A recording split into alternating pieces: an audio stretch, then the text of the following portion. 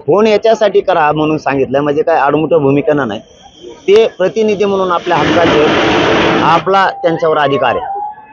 आपण समाजानं त्यांना निवडून दिलेलं. मग आपल्या लेकरांचा विषय तिथं 15 तारखेचा जर अधिवेशनात त्यांनी घेतला तर तिथं जर एकमतानं सगळ्या आमदारांना आणि मंत्र्यांनी बाजू मांडली तर तो कायदा मजबूत होईल आणि त्याची अंमलबजावणी होईल. आणि मी हे आवाहन करतो मराठा समाजाच्या वतीनं, हात जोडून करतो त्यांना सगळ्यांना, आमदार आणि मंत्र्यांना, की आमच्या लेकरांच्या भविष्याचा प्रश्न आहे. तुम्हाला योग्य वेळ हीच आहे मराठा समाजाला साथ देण्याची आणि त्यांच्या पोरांना साथ देण्याची.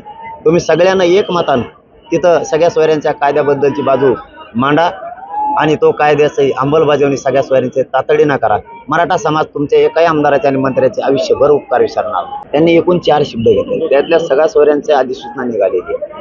त्या अधिसूचनेचं रूपांतर कायद्यात करायचं असलं तर सरकारला विशेष अधिवेशन बोलावं लागणार.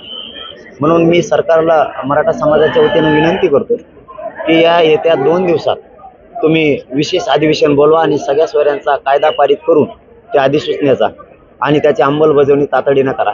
मागासवर्ग आयोगानं सुद्धा अहवाल 2 तारखेलाच दिलाय, तोही स्वीकारून तोही कायदा त्यांनी पारित करावा. तर यासाठी त्यांनी येत्या 2 दिवसात अधिवेशन बोलवावं. मी मात्र अंमलबजावणी होईपर्यंत 1 इंचही मागं सरकू शकत नाही. उद्या सकाळी 10 वाजता मी कठोर आमरण उपोषणाला बसतोय. माझ्या मायबाप मराठा समाजाला महाराष्ट्रातल्या माझी विनंती, सगळ्यांनी या आमरण उपोषणाच्या पाठीशी उभा राहा, कारण इथं घराघरातल्या लेकरांचं कल्याण ही अंमलबजावणी झाली होणार आहे. एकदा सगळ्या सोयऱ्यांची अंमलबजावणी झाली की आपल्या लेकराचं नशीब कोणीच रोखू शकत नाही. ती गुलाल याच्यासाठी उधळला होता की 75 वर्षात जो सगळ्या सोयऱ्यांचा कायदा घ्यायचा होता तो कायदा टाळण्यासाठी 2 महिने सरकारनं टाळाटाळ केली होती आणि सगळ्या सोयऱ्यांचं कायदा हे 2001च्या कायद्यात दुरुस्ती करून जायला लागलाय. म्हणून त्या दिवशी मराठ्यांनी आरक्षणच हिसकून आणलं होतं, कायदाच बनवायला सरकारला भाग पाडलं होतं, म्हणून तो गुलाल होता.